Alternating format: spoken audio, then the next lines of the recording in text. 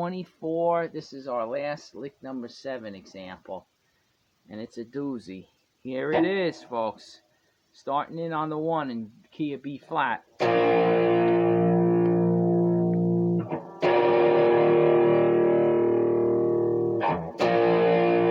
the band builds it up.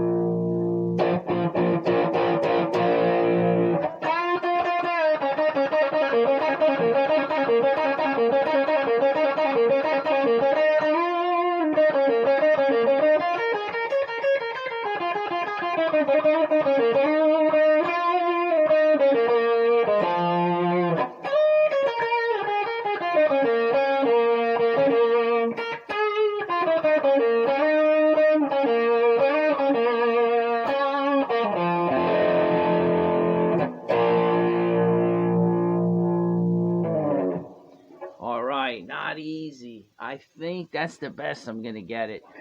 It's tough.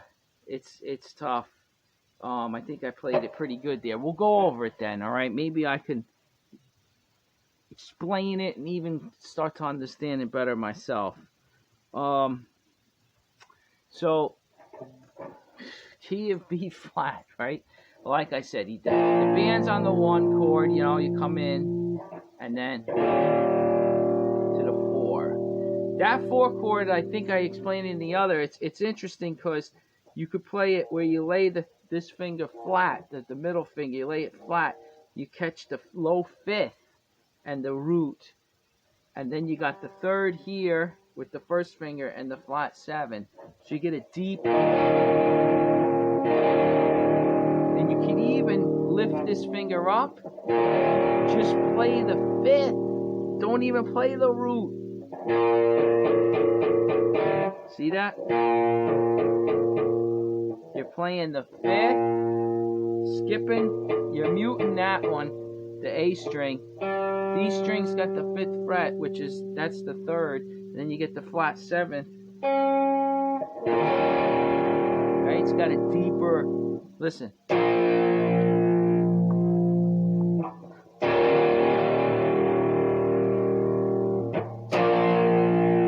I'm just playing the power chord. And then he goes 4th bent to 5th. Right? Think of that. You bend it up to the 5th, and then you hit 2. You're coming down.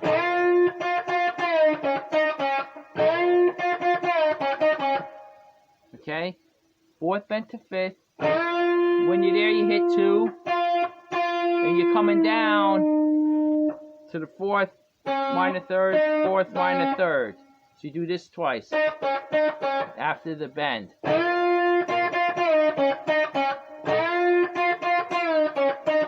So you're releasing the bend is like the first note of this. You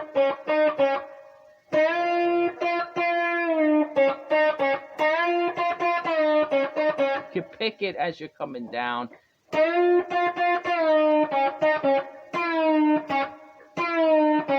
See that? Now the action, right? It's this is what it is. 4th pull off to 3rd, minor 3rd. 4th pull off to minor 3rd. So you got 2 of them.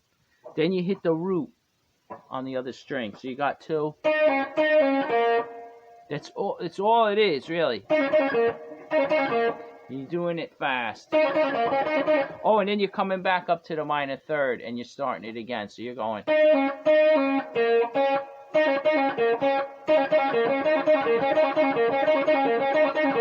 Now, truthfully, I try to play this with the record. I can't play it as fast as him. Right? So he's not called Jimmy Fast Fingers for nothing. Right? So he's playing this. Now, one thing about the picking for me, I think because you're pulling it off, right? You're kind of pulling down. When you do a pull off, you're pulling it off towards the floor, right? You're pulling it down.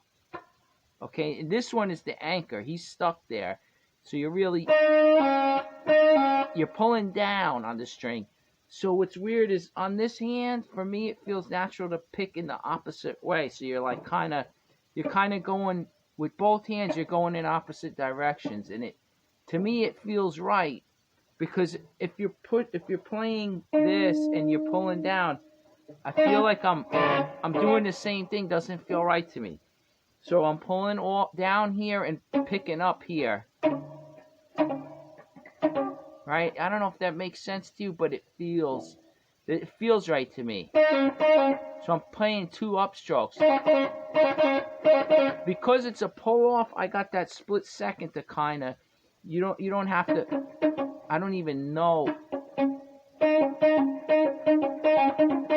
To me, if you can't pick up alternating pick. Maybe it's just for my brain that I just can't do it. Plus, you're getting the same sound opposed to somewhere in there. It doesn't feel right, and I would think that because one pick is up and one is down, it sort of sounds different. Maybe it just feels different because the motion is different. I don't know. But this feels natural. You got to go with what feels natural. For me, that feels natural. Maybe you guys could do it any way you want. Maybe you're using fingers and stuff. That's okay. But for me, I'm doing upstrokes with the pick on both of those. I'm playing this root up also, so and then I'm playing down on the minor third to come back to it.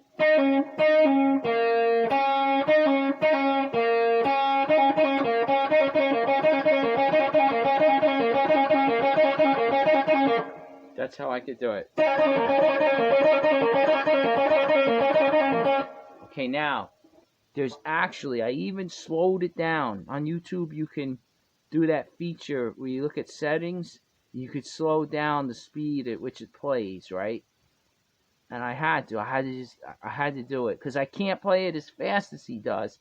So I was botching it, right? But I had to find out how many. I noticed it's the same thing repeated. There's nothing different in that fast section. It's just a repeating of that. Okay? He does it 7 times. I counted it. I had to keep checking, because every time I went to play it, I was like, nah, maybe he's only doing it 6, and I heard 7. I made sure 7 times he goes. Okay? I can't seem to do it, but I did the best I can, and what he does after that, he slides up to the 5th. And when it's over, right? Let me put it to you this way, too. I mean, yeah, it's a good practice. You try to emulate your heroes. You try to get it as close as you can. You build your technique. But sometimes you can get frustrated and spend so much time trying it, and you're not ready. You're not ready to get it. You do what works, what you can get close to doing, because that way you can move on, and maybe in a month, maybe in 6 months, you'll go back and go, holy cow, look at this. I could do it with no problem now. Maybe the other things you learn help you build up, and your brain's ready. Your soul's ready to do it. You could do it. I don't know. But it's like you do what you can right now at your ability at this level, right? You always starting at lower levels and you build it up. So right now, maybe you can't even do it that fast. But you get the idea. And it's better to play something smooth and correct, to sound correct, without trying to do it exact and you're botching it and then you sound sloppy. You do what you can. You're developing you right now. You're not trying to parrot exactly the guy anyway. Really, down the road, it's weird because you're really not trying to just parrot somebody, imitate him exactly, because then you're going to sound like that guy. And you want to develop your own voice. That's the goal in the long run anyway. So you do what you can, as best you can, right? That's all you can do. Give 100%. Do the best you can, and you get as close as you can, and play it as smooth. Maybe you have to alter it a little bit, and you play it smooth the way you can do it. Okay, so then you go. What does he do there? Now I'm trying to remember after that little speech. But okay, so what he does? Oh yeah, he goes. Then he comes down. So he's playing the fourth minor third root back to the minor third, fourth minor third root, and then he comes back up minor third, and now he goes fourth, fifth, root. It's like a little rush roll to the flat 7. All right, so it's, let's see.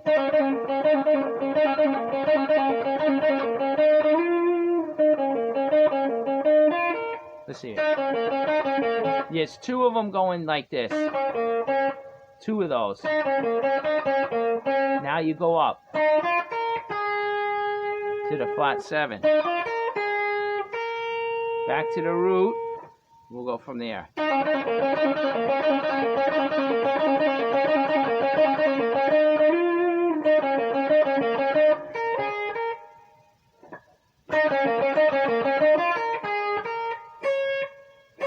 Minor third, root. Minor third, root. Major second, root. So you got this going.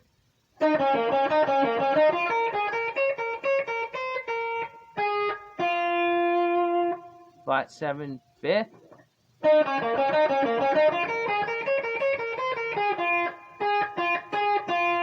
So you do 3 of those. Flat 7, 5th, flat 7, 5th, flat 7, 5th. So you got 3 of those. So you're going.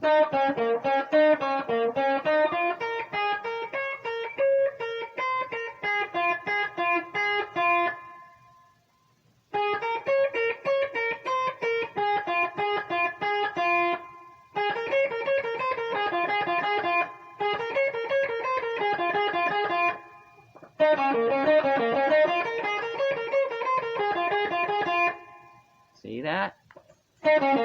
So wait, we go. Wait.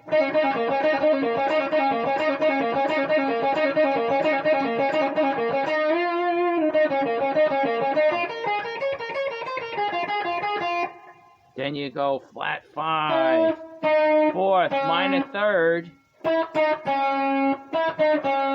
So from here.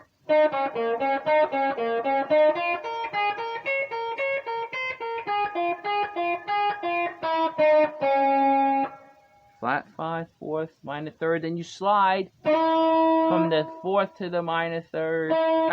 From the 4th to the flat 5, 4th, minor third. So you do it. It's like you repeat it, but you're sliding into it first, right? You're going.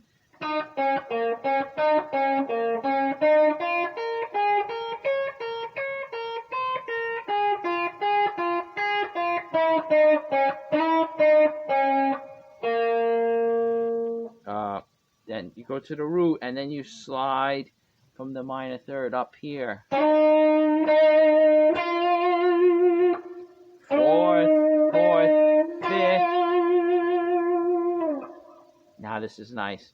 4th, minor third, root.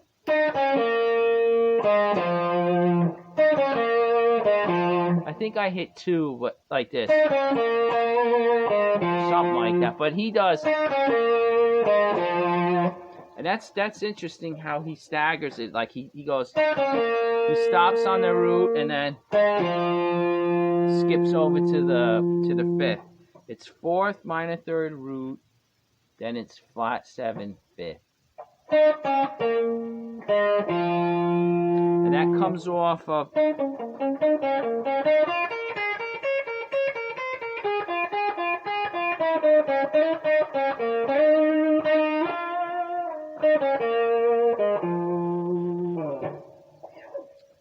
really I'm still kind of going on autopilot. I kind of got the notes down, but it's like some of these blues lines. You find this a lot in jazz.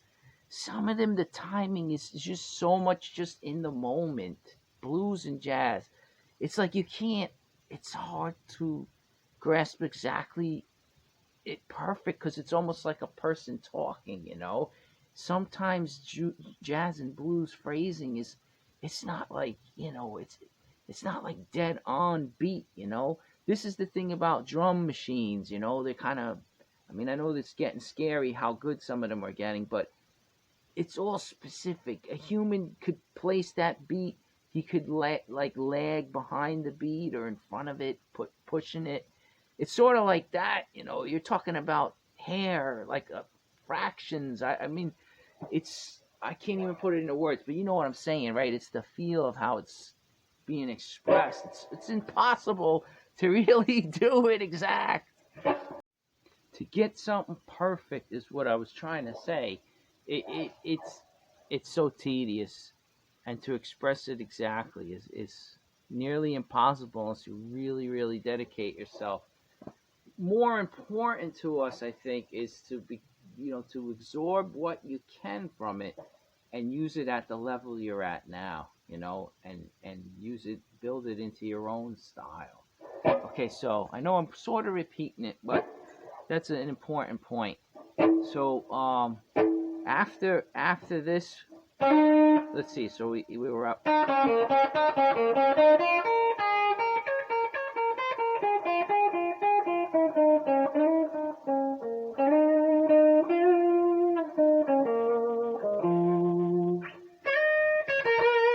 We've seen that move before. You slide into the fourth minor third root. Two roots again. Let's not forget the two of them. Now you change positions. Flat 7 root, flat 7 fifth, fourth, minor third root, I believe, right? Yeah, okay. Listen.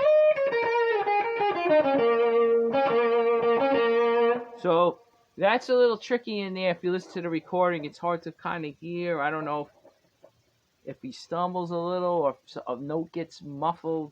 But from what I can make out, he goes. It's flat 7 to the root and now down the minor pentatonic. Minor third root.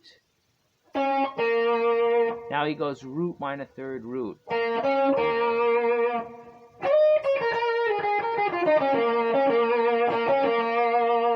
And that starts this now. Root, flat 7. Let's see, does he play that? Yeah, I think he plays the flat 5, fourth, minor third root.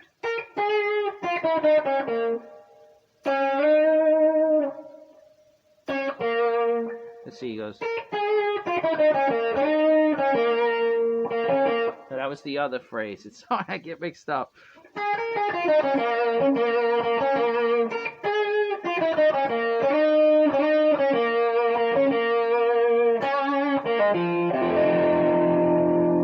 I did.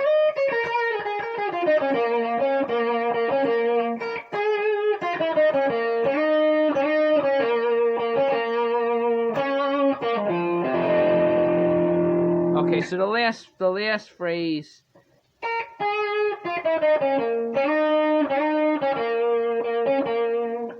I think I did it different, but I'm sliding to the fourth after running down.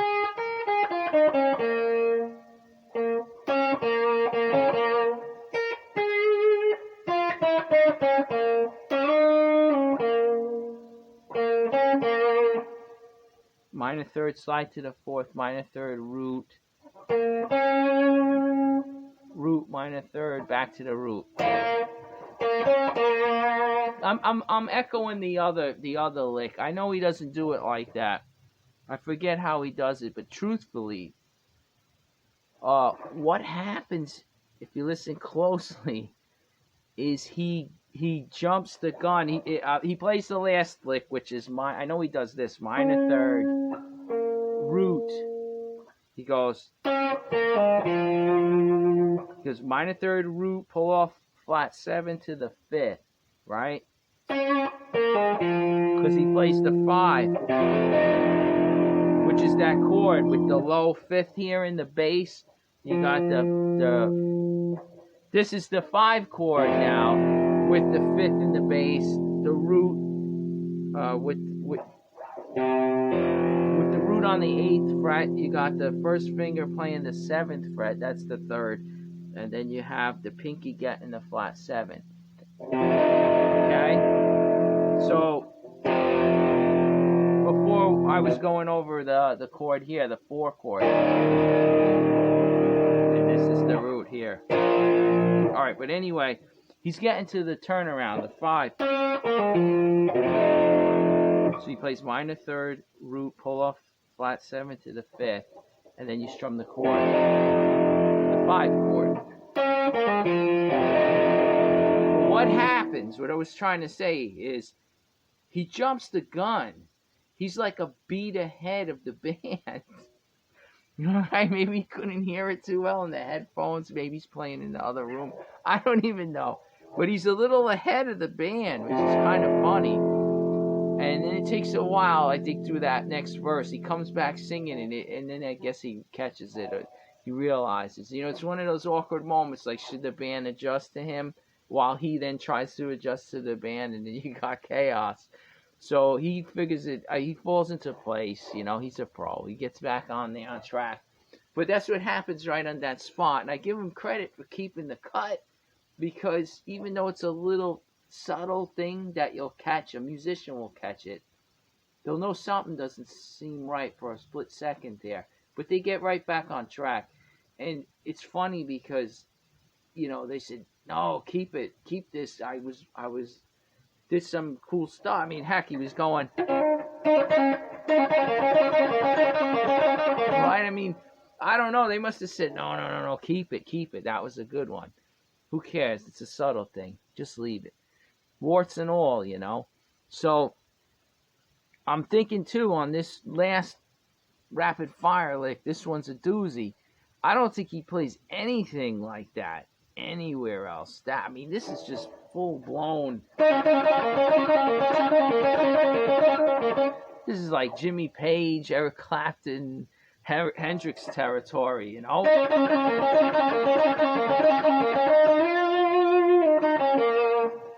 Yeah.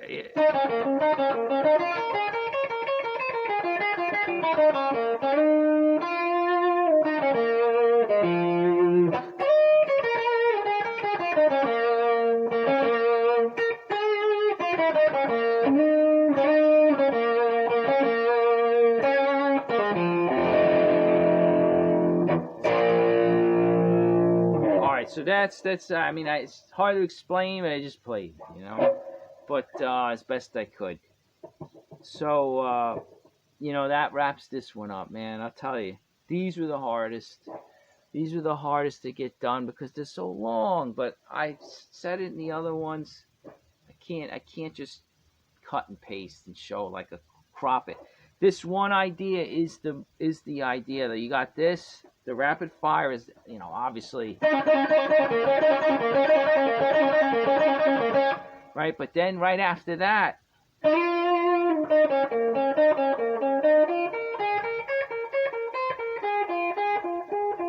we see it again. Minor 3rd, root, you know, going back, pedaling back and forth. And then you get that major 2nd in there, or the 9th, however you want to look at it. It's just the same note with a different theoretical name. The major 2nd. So you're going. Then you do that flat 5. See it, kid.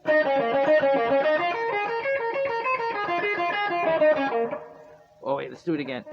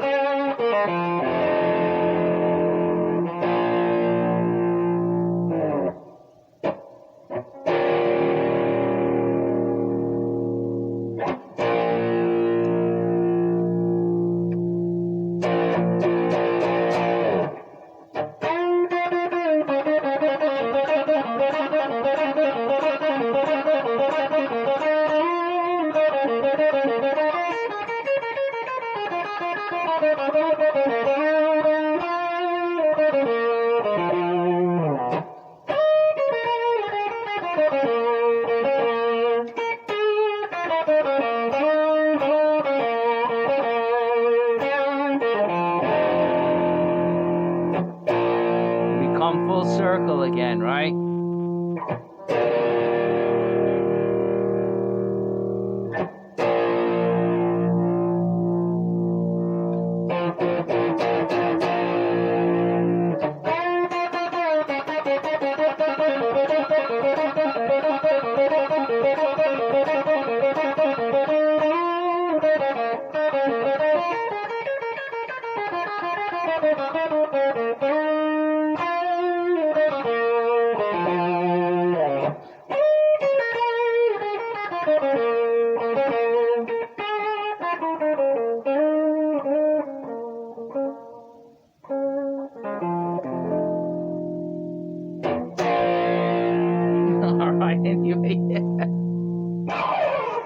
So anyway, I did it twice.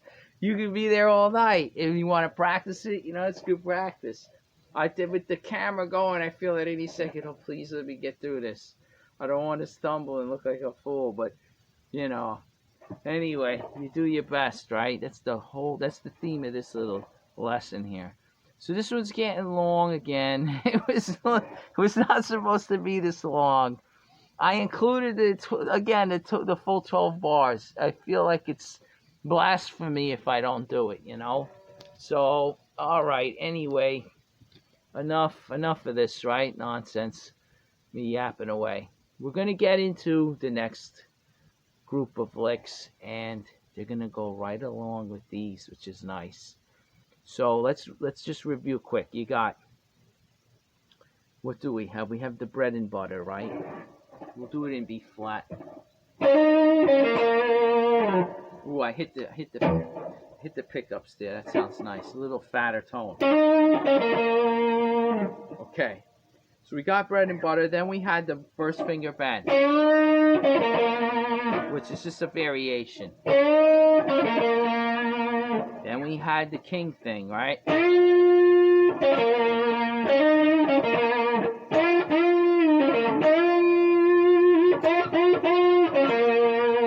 Alright, then we did, was it Rush? The Rush roll, right?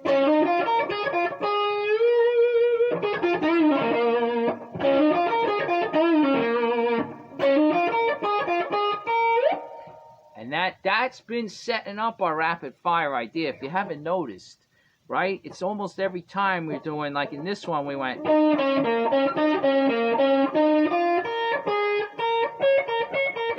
You know, it's like it brings us up to that it's like we're taking aim.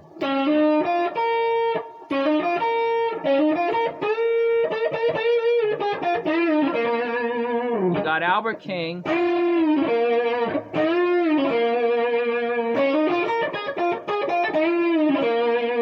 Rush and Otis Rush, Albert King put together. You got this.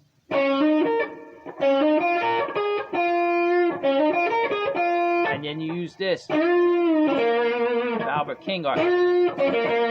Right?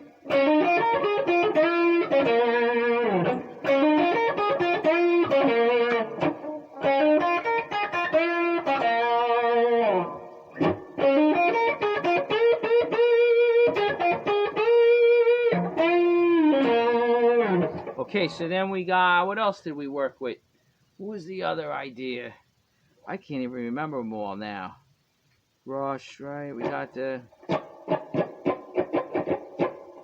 Oh, down low. We forgot down low, right? You got...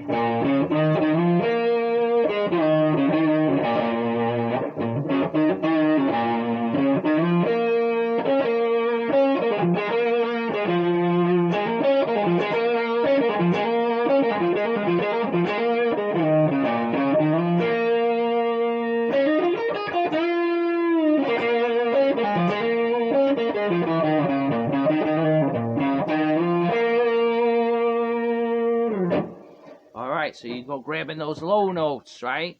I might be forgetting somebody, but I think, I think that's almost it, right? What else am I forgetting? Well, anyway, now you got the rapid fire.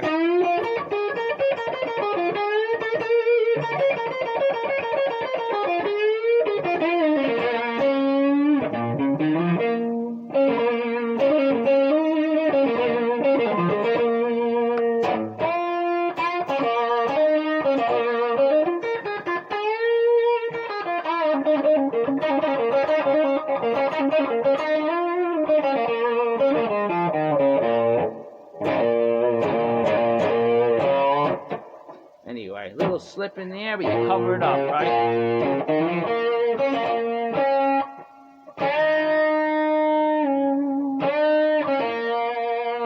But anyway, okay, so you see how it works? You get those ideas, you catalog them, right? Each one. And as I'm going right now, I was just like thinking, oh, this will work. Let me try. And I try to use my ear and my fingers are almost kind of leading the way. I'm not thinking about it. Sort of like I know which idea I can grab next and kind of smoothly go to it. And it's, it's still rough. I slipped a little there, but it's, that's what you do. And I'm new to this. I'm not like a great improviser, but I noticed this is what kind of is helping me, and it's making sense to me now. It's sort of making sense to me, and I'm excited that it is. And it's funny because I figured, well, let me catalog this, let me document it, I guess. I don't know. And I can go back and watch these. I've gone back and watched some of the early ones. I forgot some of the moves myself. So it's like an encyclopedia catalog of the ideas that I've worked with.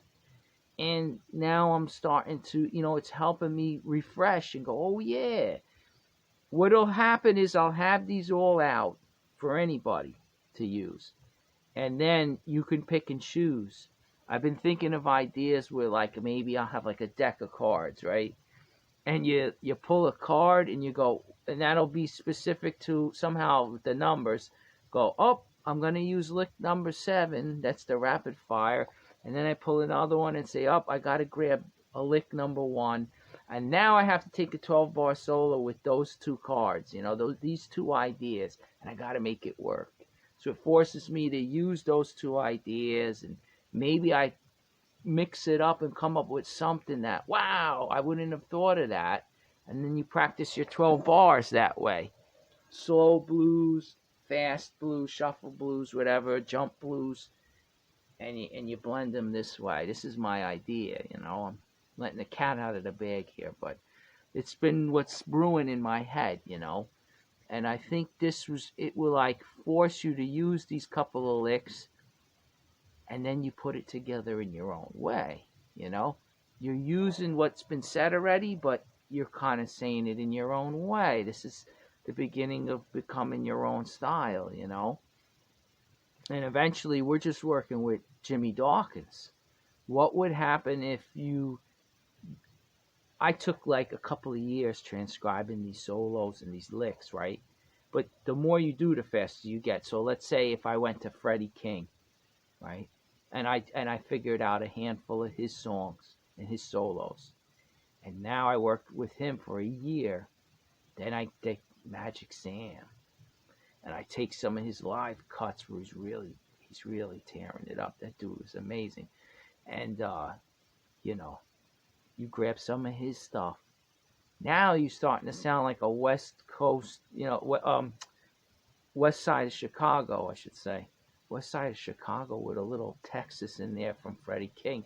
And you're starting to get your own style. You're definitely a blues man, but you're starting to sound like you're mixing it in ways maybe no one else has really done yet, Maybe you crank that Les Paul up in a way that gives guys that are thinking, hey, he kind of sounds like those guys, the British blues, but yet different, And that's what Clapton, Page, Jeff Beck, they were listening to these dudes, They were listening to the West Side of Chicago bluesmen at the time.